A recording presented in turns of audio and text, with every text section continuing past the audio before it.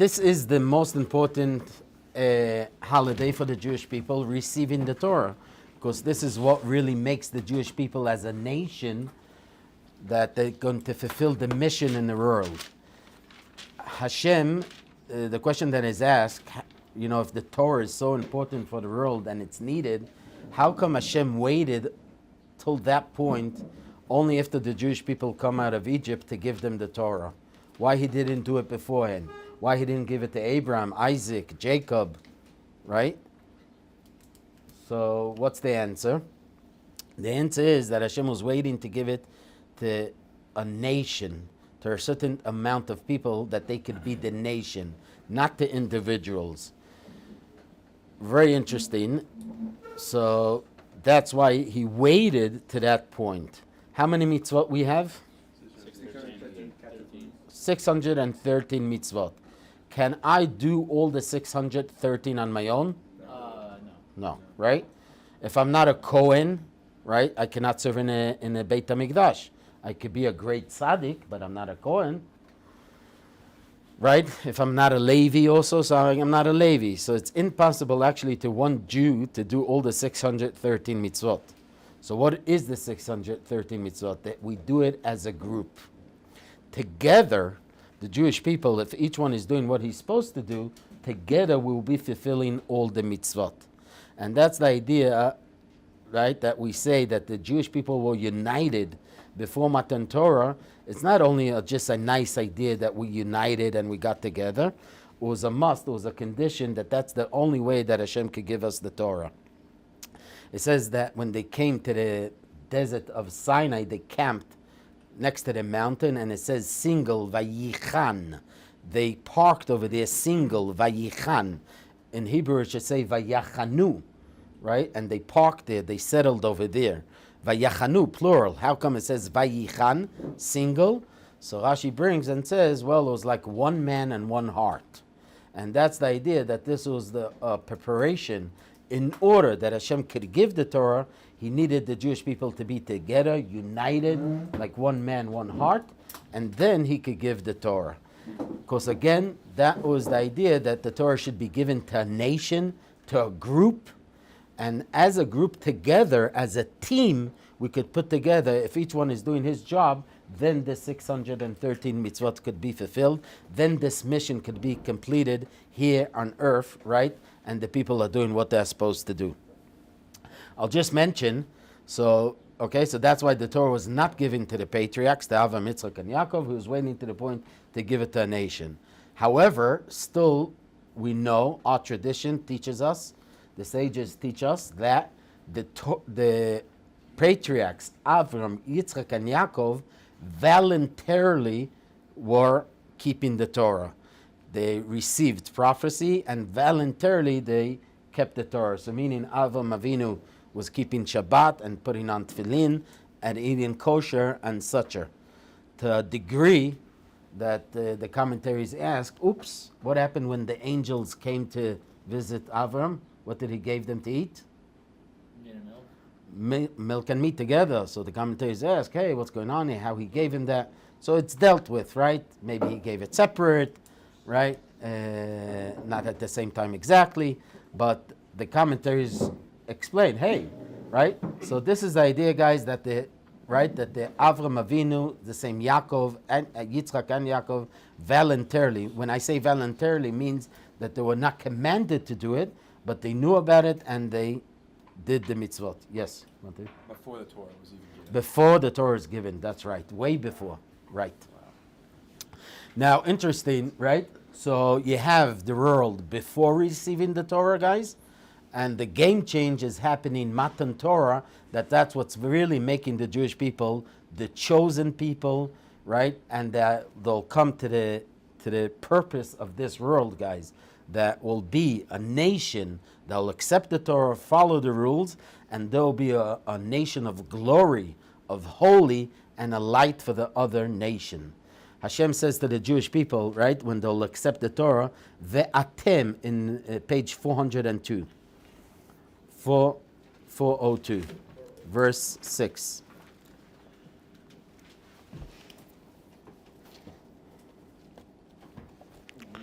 Yisro, yeah, I'm talking about the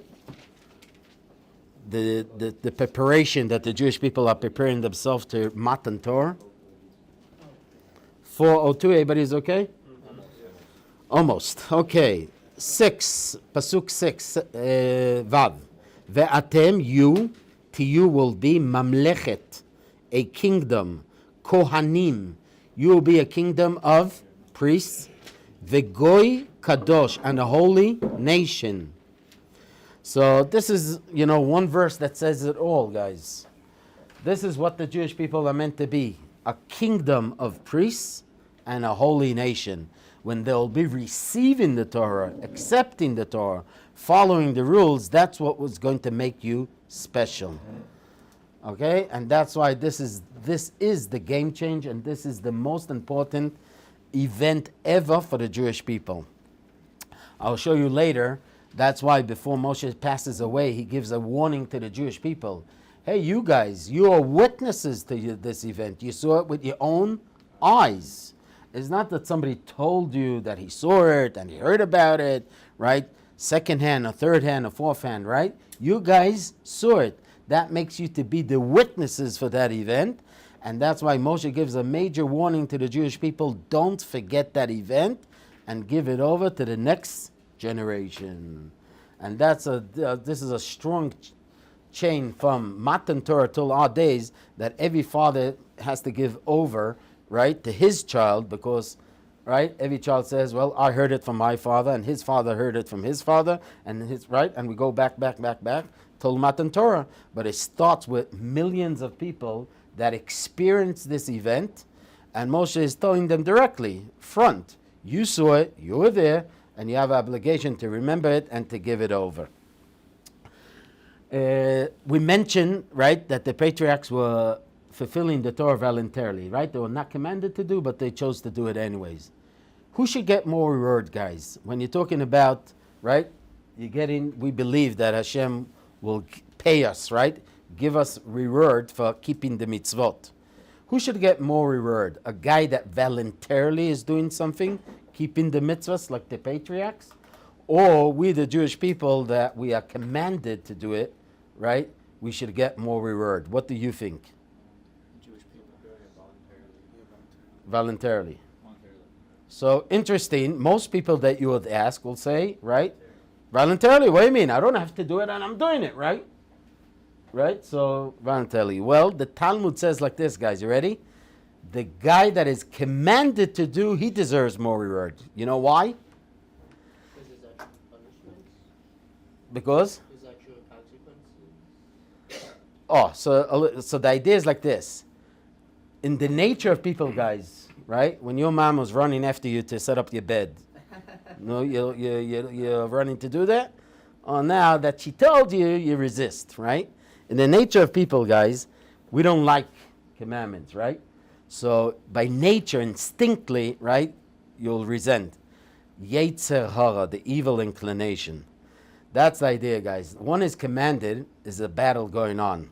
Oh, should I get up today in the morning? I should take it easy. Should I do this, right? Right? You familiar with what I'm talking? Right? What's the big deal? I'll just, sleep this afternoon and miss the learning, or skip this and do that, right?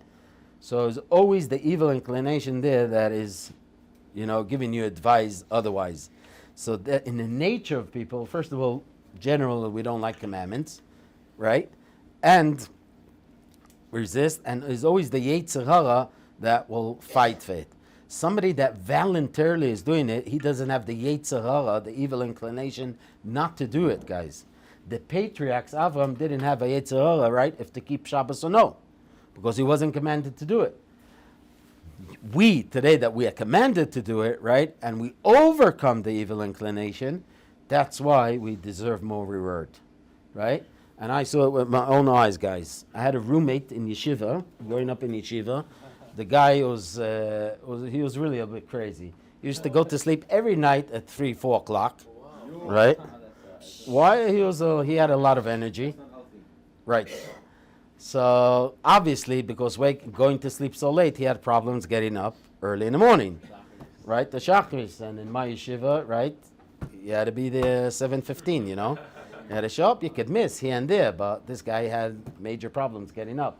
So, once, twice, right? So, anyways, till a certain degree, right?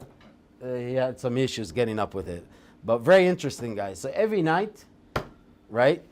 No problem. Till 3, 4 o'clock, right? No problem. But then Shavuos night, right? That is a mitzvah to study Torah. The first guy to be tired was this guy. What? Why? Right? Because Shavuos night is a custom that you have to sit and learn, right? So then the Yetzer Hara comes and arrives and says, oh, no, but do this, do that. Come on, go to sleep. You'll have more, you'll have more strength, and you'll do that, and you'll do that, right? So he always used to say on himself that he's a proof to this idea, guys, that you get more reward when you're commanded to do something. What happened to him afterwards? Sorry? What happened to him after the yeshiva? So actually one day, right, the Rosh Yeshiva called him and said to him, listen, enough is enough. And if tomorrow morning you don't show up, we'll have to kick you out for a while, right? If there's a few, warnings. So, right, it's 3 o'clock, 4 o'clock, the guy didn't go to sleep. So he says, it's already 4 o'clock, right? So I'll just stay up, right? And I'll go to davening, right? And what happens, guys? 6:45, he falls asleep. Yeah. And you had a nominate. He didn't become a rabbi afterwards? He didn't become a rabbi? He's okay. It was okay. Yeah. So the other day, on our trip, we went to the tomb of Rachel, and Right. we were being explained to that Rachel, to Jacob or Abraham, it wasn't promised that the people would return. It was because of Rachel, and it was because she took it upon herself to tell her sister Right. the secret code that Right. Jacob had. But she wasn't commanded to do it, and that's why it was such a mitzvah. So I'm just a little confused. Right. So they were not commanded on the 613 mitzvot, but they were commanded. They still had the 7 Noah codes, and also the behavior of people. They went certain things. They did go out of the way. That even that she's doing it voluntarily, it's considered something major. She wasn't supposed to do it. That's for sure. But going out of her way and giving that secret code to a sister to save her embarrassment, she literally saved the life of her sister. It would be a major embarrassment for her, right? Coming and not knowing that code, that secret code that she had with Jacob. Right. Okay, guys. So that's the idea, guys. So giving the Torah to the nation, then that's what we're meant to be, a kingdom of priests and a holy nation. The Talmud in Shabbat mentions, turn over a page, guys, 404. Right? So go to verse 16. Right? Pasuk Tet Zayin. So this is, right, in the third day that the Jewish people did in the desert. Vayihi bayom hashlishi, on the third day, biyot haboker, when it was the morning, this is the day of Matan Torah. Vayihi kolot, was the big sounds, uvrakim, lightning, ve'anan, and clouds, was foggy, kaved, heavy clouds on the mountain, was very foggy. The kol shofar, and the sound of the shofar, chazak meod, very strong sound of the shofar. What it means, that was a very strong sound of the shofar. That was usually, guys, when somebody starts to blow the shofar, it starts strong and goes slowly lower. Over here was the opposite. It was just becoming stronger. Right? This was the miracle. So in this event, there was a lot of things going on. So it's the lightning, the clouds, the fog, right? And the major sound of the shofar, right? Vayechrad kol ha'am, they all got very scared. Asher b'machaneh, they were in the camp.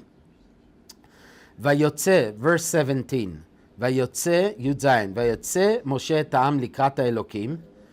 So Moshe had to actually push them to come closer to the mountain, to greet the Torah. Vayityatzvu, and they standed betachtit ha'ar, in the bottom of the mountain. Right? So you see the verse, they standed in the bottom of the mountain. This is the verse, and the Talmud Shabbat teaches us that something happened here. When it says that they stand in the bottom of the mountain, it says that Hashem threatened them. He took the mountain and he says, if you accept the Torah, great. And if no, you'll be buried there. Okay? The question is, why did Hashem have to do this? The Jewish people already agreed to accept the Torah. They said, we are on.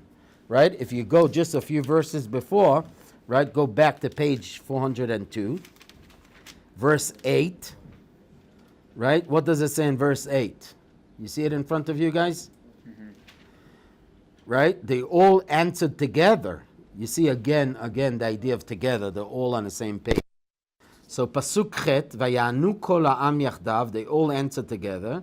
Vayamru, and they said, kol asher diber Hashem. All what Hashem says, naaseh. So they're willing to accept whatever Hashem says. Moshe is communicating.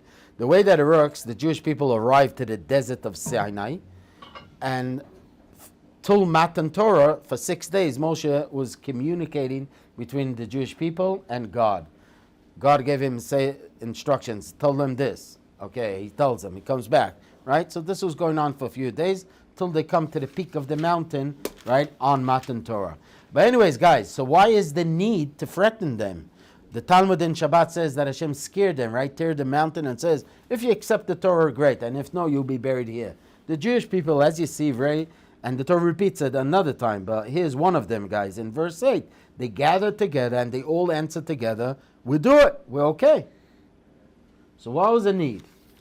Test of commitment. So what? Test of commitment. Test of commitment at what? To following 613 of the mitzvahs, to doing what you can. Yes, so why he had to threaten them if they're really willing to take it. If they are, the people tell you, we're on, no problem, we're happy to do it. So what's the need to do that? To threaten them? To show them the severity of their commitment, how important it was. Oh, you're touching the point, very good. Tosfot says, I'll give you two answers for this. Fate of the universe. Tosfot says, oh, you know what happened, guys? They got scared. They got cold feet from all the surrounding that is going down. The great sounds, the major, right? And the lightning and the fog and the shofar, you just got cold feet. So you had to tell them, hey, don't run away. That's what Tosfot says. So he's giving them like immediate imagery of what will come in the future if they are to disobey the commandments. Right, yeah, correct. Right. So he had to, so to speak, according to Tosfot, to support them, to, you know, to back up them, you know, don't run away. That's what Tosfot says in Shabbat. The Maharal says the following, and it's a very interesting idea, guys. Listen to this. The Maharal says, the Jewish people, guys, said Naaseh v'nishma. The Jewish people said over there, right, Naaseh v'nishma, we're willing to do. It's fine. Hashem did it this way, that he threatened them, he teared the mountain and he threatened them for the following, guys. We shouldn't think that the Jewish people voluntarily accepted the Torah, and it was a nice thing to do. And the only reason there is a Torah in the world, because it was those people, that nation, that accepted it. And if they didn't want, so they wouldn't. The message is, Hashem wanted to show that the Torah is necessary for the world. You can't have a world without a Torah. So it's not that the Jewish people were backing out. The Jewish people were standing for the word. It's true. They said Naaseh v'nishma. It's true. They didn't mean to back out. Not like Tosfot, right? Nothing scared them, right? It was all good. The only thing is that Hashem had to do it this way, that he's forcing them to tell them, yeah, you guys said that you're on. You said Naaseh v'nishma, that you want to do the Torah, you want to fulfill it. But you should know that the importance for the Torah of in the world, it's a must. It's not because that you guys said a yes, it's a must. Where we learned that idea, go back to the very beginning of creation. So on the 6th day of creation,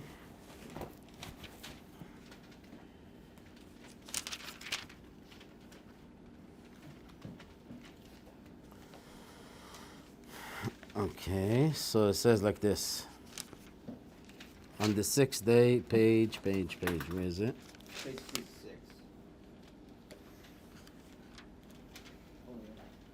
Maybe one. Yom Chamishi.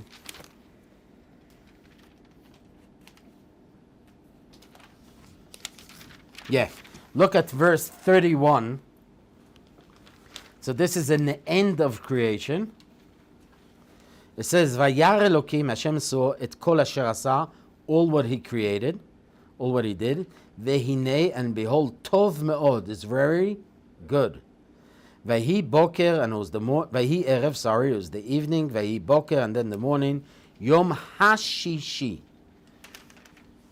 Right? So it's describing and saying that Hashem was looking all what was created and it was great. And this was the 6th day. Now, in Hebrew is one extra letter in this verse. What is the extra letter in this verse? Hey. The hey. On other days, if you look a minute, guys, in the other days, in Thursday, for example, it says Yom Chamishi, Thursday. On Wednesday, it says Yom Revi'i, Wednesday. It doesn't say ha with the hey. What you're coming to highlight, Yom Hashishi. You see that? Yom Hashishi, and it was the Friday, right? And Hashem was looking, and it's all very good. What we're coming to highlight in this hay. So Rashi says, right? The idea is God is finishing creation now, and all this is standing on the condition for a famous date, the 6th of Sivan, when the Jewish people will be accepting the Torah. And that's the hint to that idea. Hashem is saying, yes, I finish all creation. It's all good, right? Tov mod, it's great. But it's all standing on the condition that the Jewish people will be receiving the Torah later on. And that's what it's referring to. That's the hint that the whole world is standing on that condition that later on, at the right time, will be a nation that will accept the Torah, right, and fulfill the mitzvahs of Hashem. Yom Hashishi. So the hey, guys, in the Hebrew is coming to highlight all what I created is standing, right, in these 6 days, but it's hinting to a future 6 of the Sivan, that will be the time that the Jewish people will be receiving the Torah. And that's what the Maharal, guys, is saying over here, guys. That's why Hashem had to threaten them and tell them, guys, you people are great. You said, Seven Ishma, you're willing to accept the Torah, but just don't get the mistake that, voluntarily, it was a nice thing to do, right? And maybe you wouldn't accept the Torah. No. This is meant to be from the very beginning, from creation. That's why Hashem had to force them to get the message, the idea that it's a must. Okay? Yes?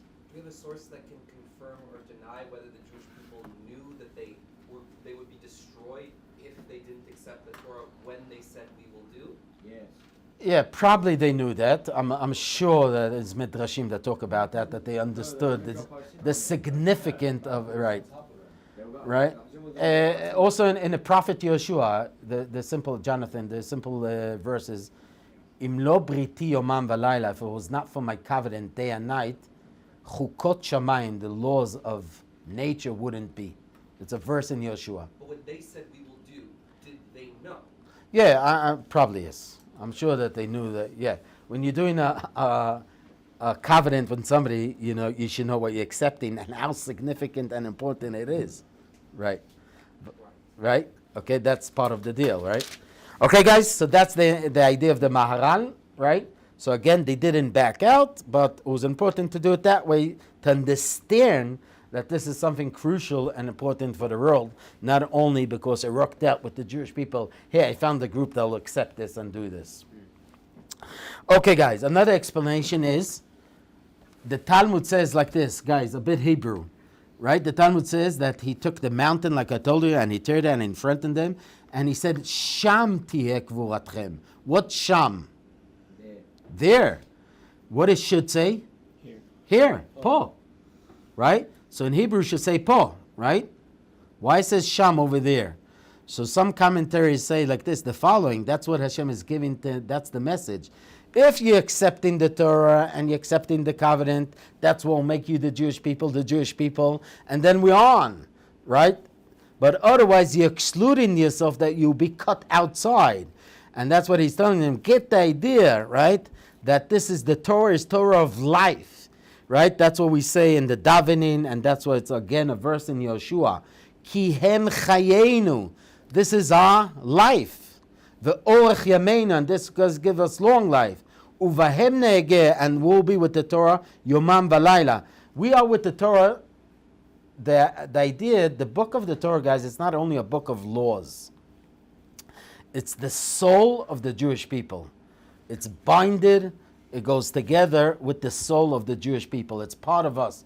It's no such idea, guys. Do you have a vacuum that is no rules? Is it 15 minutes in a day that no laws and you can do whatever you want? No, right? There's no vacuum, guys, right? There's no such idea, you know. Okay, I'm off. 30 minutes, I can do whatever I want. I'll go back to the Torah. The idea is part of us. It's our life. It's internal. The Torah is given to us. It's part of our neshama, and it's internal to us. It's shaping us to be the best people that is possible. That's really the idea of the Torah. It's not only the knowledge, guys, the wisdom of the Torah that we're doing the whole time and studying Torah, right? It's actually shaping, right? And we are breathing the Torah, guys. It's not just knowing and studying the Torah. We are breathing and living the Torah. A Jew is a Jew 24/7 all his life. And that's what Hashem says to us. If you're accepting the Torah, so you're connected. You have oxygen to breathe. You're okay. But if you're not accepting the Torah, you left yourself outside. You'll be buried over there outside. You left yourself outside. That's what he's saying. Yes? When the Am Yisrael made the golden calf, didn't they basically said we don't want to accept, so it's a kind of refusal? You know? Good question. The answer is the golden calf, you have to understand, was not regretting for receiving the Torah. They were looking for a substitute for Moshe. Moshe disappeared on them, and the intermediate that was connecting between them and God disappeared. So they got very nervous, and they did not regret the idea, but they had a big mistake. So they still wanted to receive the Torah. That's right. Wow. They received it already. They received it. No, They I done mean, it. okay, no, they received the Torah, but they didn't receive the command, the exact, rules. So they, in Right. the way, were okay for instance, Aaron a Kohen, Yeah. give them the commandments. But Yeah, the other way around. Because that they were so holy and a high level, they couldn't handle it that nobody's taking care of them. Where's the right? The other way around. Wow.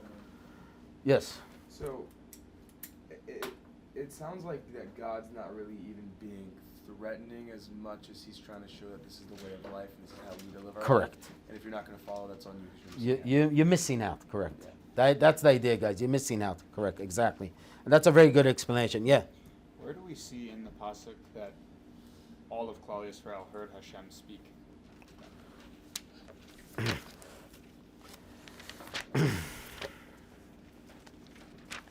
Go back to 404.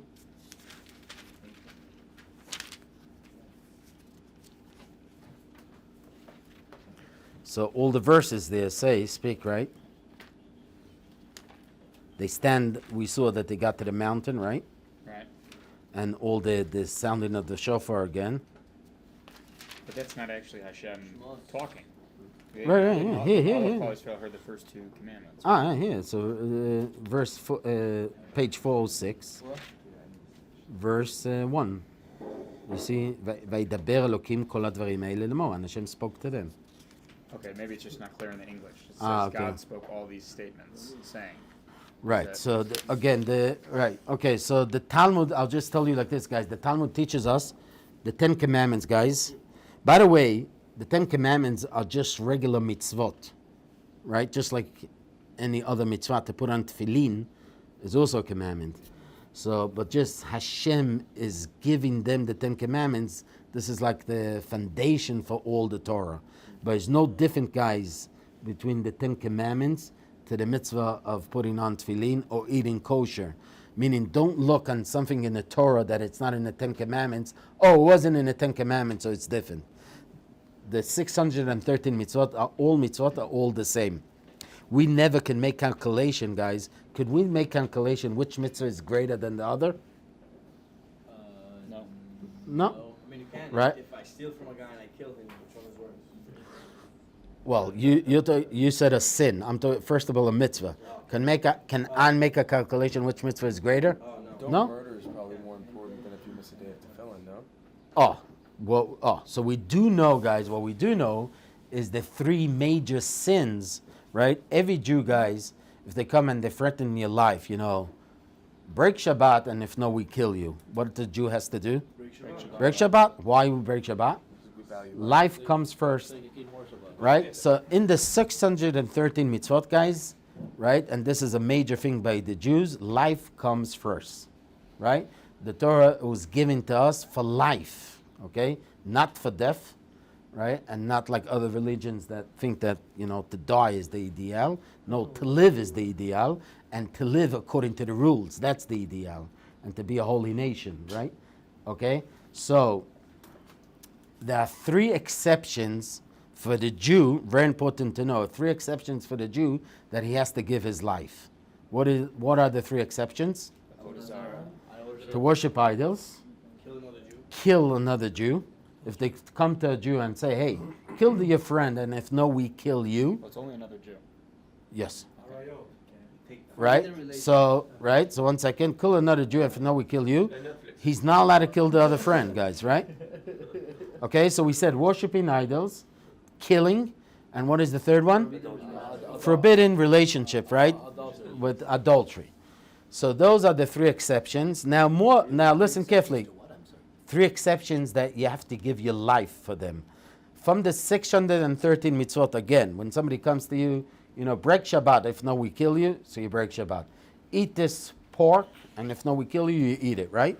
So all the rules, the 613 mitzvot, you break the rules, right? Before, and you don't, and you don't die for it, except from these three major sins that we say you have to give your life. However, very important to know, guys, if somebody wasn't up to it, he says, I'm just not up to it. Somebody is threatening his life to bow to the statue, to worship idols, and he does it. Will he be punished for this? Yes. The answer is no. The right thing, listen carefully, the right thing is that he had to give his life for Hashem. From the three exceptions that we said, the ideal was, the right thing was to do, to give the life, to sanctify your life for Hashem. That is the right thing to do. However, God doesn't punish you against your will. You didn't want to do this. They're forcing you to do this.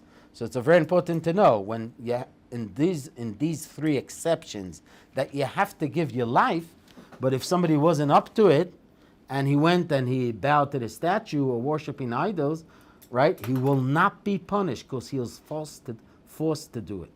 So it's more like an honor thing. If you choose to do it, it's more honorable. Right? Right. He'd certainly be rewarded for doing it. For sure. Yeah. Dying, we said Kiddush Hashem. dying and Kiddush Hashem. Yeah. When Rabbi Akiva, guys, you heard about Rabbi Akiva? Sure. When he came to Ohr Somayach, you heard about this? When he started to learn, guys, at what age? 40, right? Not youngsters like you, right? He came 40, right? To Mechina, for sure. He started to learn when he was 40 years old, guys, right? It was a whole. You're familiar with the story that the Romans caught the Jew. There was a decree not to study, not to keep mitzvahs, and he was keeping the mitzvahs quietly, secretly. He got caught, and they're taking him out to be killed.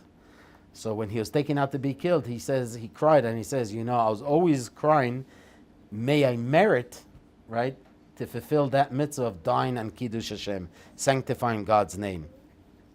So the idea is that is the right thing to do. And we actually say it in Shema. Ve'ahavta et Hashem Elokecha.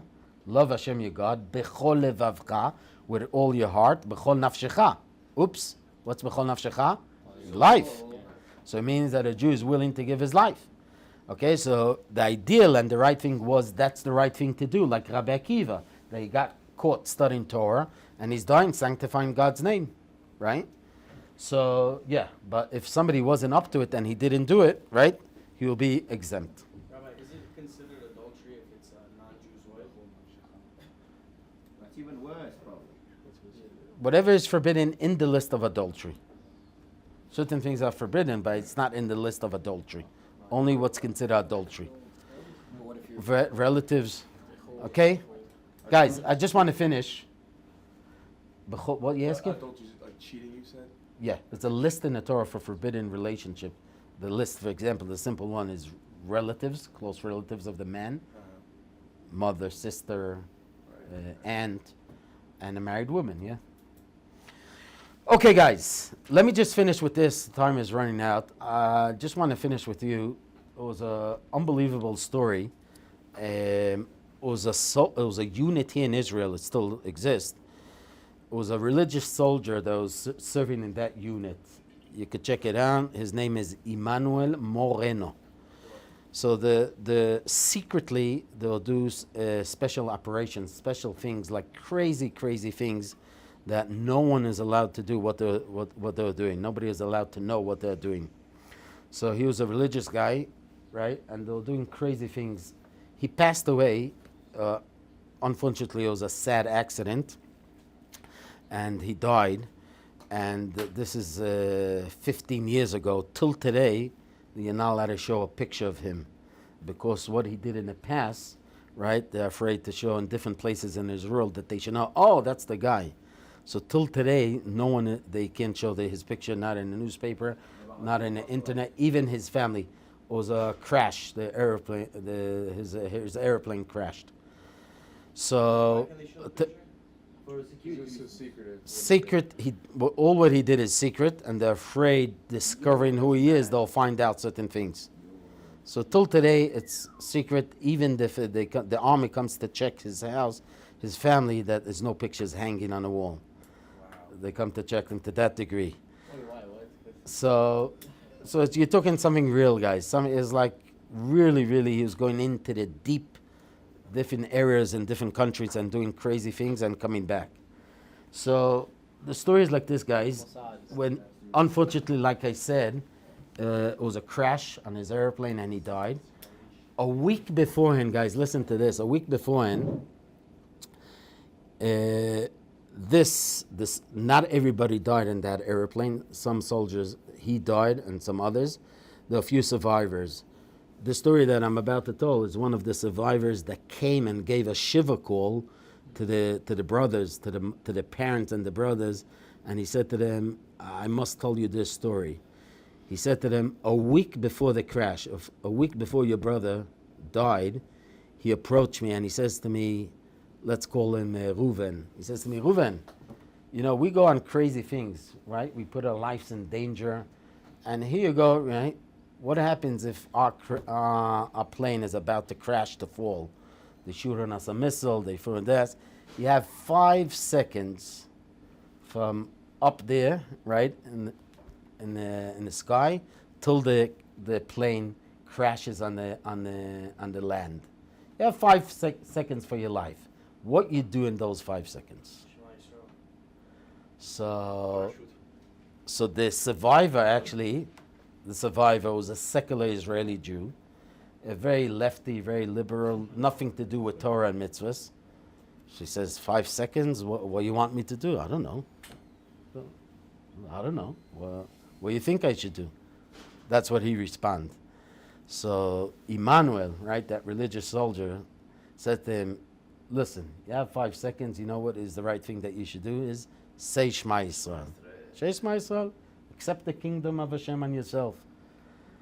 So the survivor, the second soldier says, you know what, Emmanuel, I don't mind doing it. But you know that I'm secular and have nothing to do in the mitzvahs, and I don't believe in all this stuff.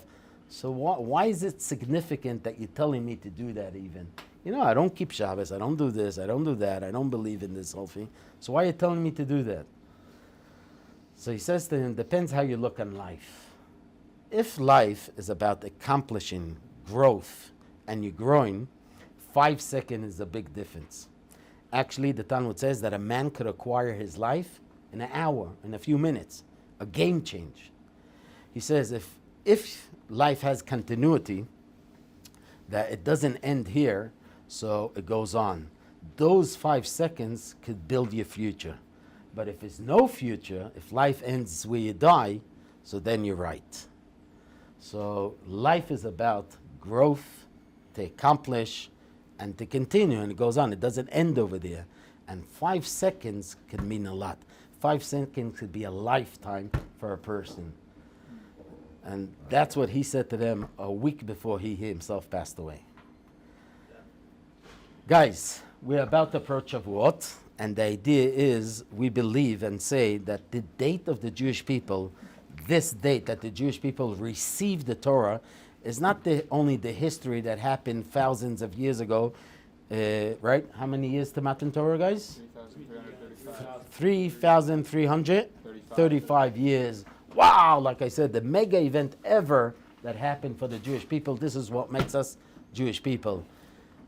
When we approach Shavuot tomorrow night, guys, it means that there's a special energy over there, special holiness that we're going to go through it and observe. It's like charging, right, the batteries today. It's about charging your neshama, guys, with special energy, right, living, going through it. The Rabbi Hutner, the Rosh Yeshiva of the Rosh Yeshiva, used to say, a Jew doesn't say, I went through the holiday, I passed the holiday. The right attitude is, I added to my life another Jewish holiday. You're adding spiritual energy to your battery, to your neshama, guys. Have a wonderful Shavuot. And let me really just finish up with this. How is the right way to treat the holiday, guys?